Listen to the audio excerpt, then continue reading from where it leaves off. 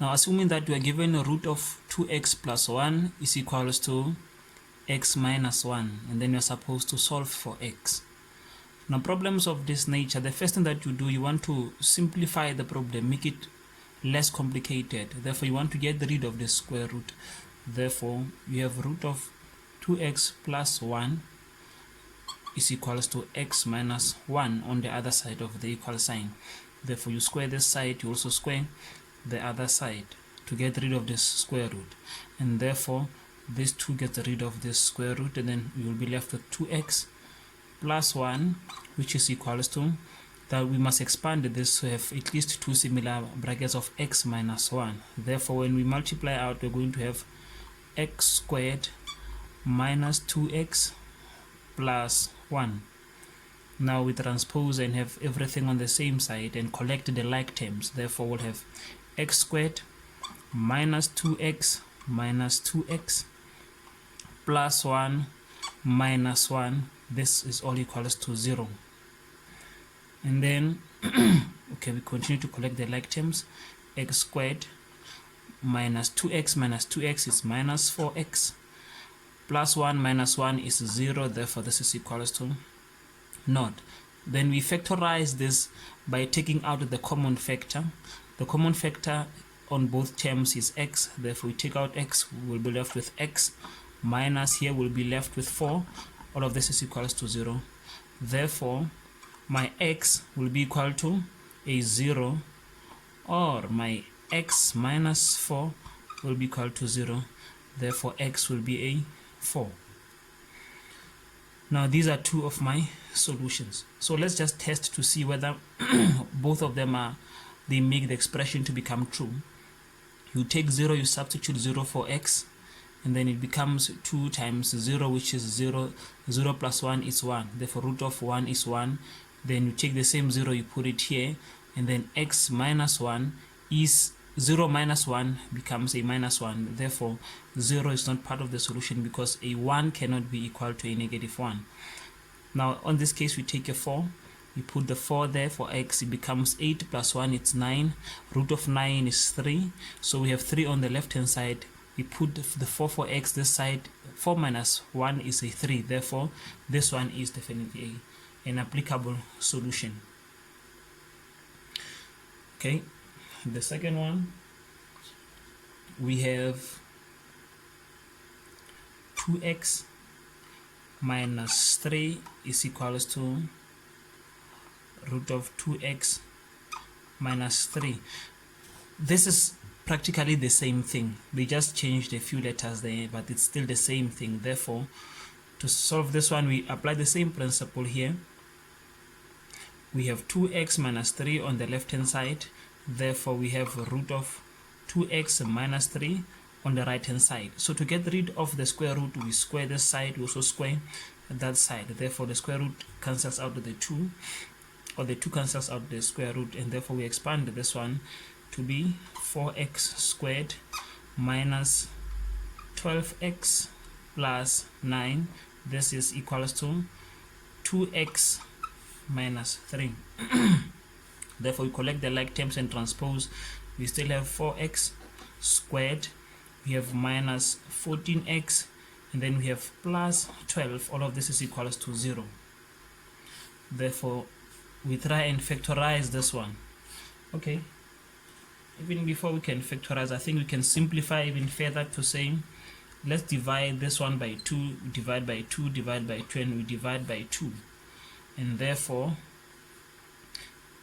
it becomes x squared, 2x squared minus 7x plus 6. This is equals to 0. Then we can factorize this one with less bigger values or coefficients. Factors of 2x squared becomes 2x and x. Factors of 6, such that when we add or subtract them, they give us a middle term. It becomes 6 and 1. It becomes 6 and 1. But 6 and 1, check. When we multiply 2x and 1, it gives us 2x. When we multiply 6 and x, it gives us 6x. So when we add those 6x and 2x, it gives us 8. When we subtract, we get a 4. So we don't get the middle term. So these are not the correct factors. So let's try 3 here and 2 here. It gives us a 4x, it gives us a 3x. When we add that, we get a 7x. So the bigger term, the bigger value takes the sign of the middle term, is a negative. To get this negative here, we multiply a negative with, to get the positive here, we must multiply this negative with another negative. In that way, we'll get a negative 4x and a negative 3x to get a negative 7x. Therefore, 2x minus 3 will be equal to 0, or this bracket of x minus 2 will be equal to a 0. 2x is equal to a 3, or my x will be equal to a positive 2.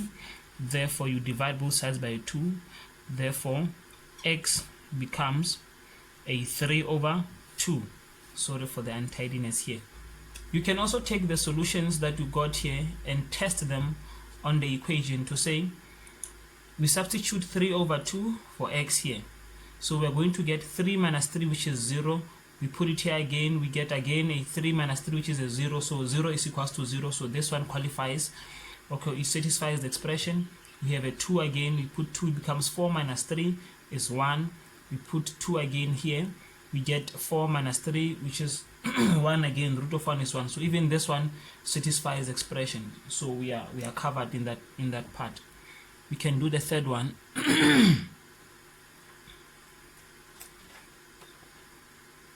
We are given 2 root x minus 3, which is equals to x minus 3. Again, even with this one, we start by getting rid of the square root again this side. So we have 2 root of x minus 3 equals to x minus 3. We square this part, we also square the right hand side. Therefore, we get 4 into x minus 3 equals to x squared minus 6x plus 9. Therefore, we have 4x here minus 12 equals to x squared minus 6x plus 9. And then we transpose and collect the like terms. So we are going to have x squared minus 6 minus 4 is minus 10x. Then positive 9, positive 12, it's positive 21. All of this is equals to 0. Now we can try and factorize. Factors of x squared is x and x. Factors of 21, such that when we add or subtract them, they give us a 10. We get 7 and 3. The bigger number take the sign of the middle term. To get this positive here, we must multiply this negative with another negative. Therefore, x minus 7 equals to 0, or x minus 3 equals to 0. Therefore, x is a 7, or my x will be a 3. Now I do the last one. We are moving to number 4, and number 4 is x minus root of x equals to 6. Okay, with this one, we don't have to get rid of this root here, this square root here. We don't have to get rid of it, but we can just rewrite this and simplify. We have x. We know if it's x is only, if it's written as x is raised to a power of 1, and this one can be written as x raised to a power of a half. We transpose 6, it becomes a negative 6. All of that equals to 0. We can factorize this. We can factorize this such that we are going to have is equals to 0. Then factors of x to the power of 1 is x to the power of a half and x to the power of a half. And then factors of 6 such that when we add and subtract, they give us the middle term, which is a negative 1, the coefficient here. Therefore, we take 3 and 2. The bigger number take the sign of the middle term. To get this negative here, we must multiply negative by a positive. Therefore, we are going to have x to the power of a half equals to a 3, or x to the power of a half equals to a negative 2. Now we get rid of this exponent of a half. Therefore, we square the right hand side, we must also square the left. The same thing this side, you square, you must also square. Therefore, x will be a 9, or x will be a positive 4. Alternatively, you can do this problem the way we've been doing the other problems, by getting rid of this particular square root. So before you do that, you isolate this square root part from x and from 6. Therefore it means on the left hand side you will have x minus 6, you transpose 6, you bring it to the left, is equals to, you take the square root of x to the right, it becomes a positive root of x. Now in this way you can do what we've been doing with the other problems, and then you square this, you also square that. And then on the left hand side we're going to have x squared minus 12x plus 36. This is equals to, this one gets rid of the square root, and then we have only x. Then we because it's quadratic, we also transpose again to have it in standard form. We have x squared, and then we collect the like terms.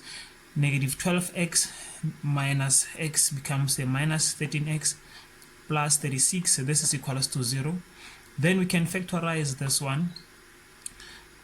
Factors of x squared becomes x and x. And factors of 36, such that when we add or subtract them, they give us 13.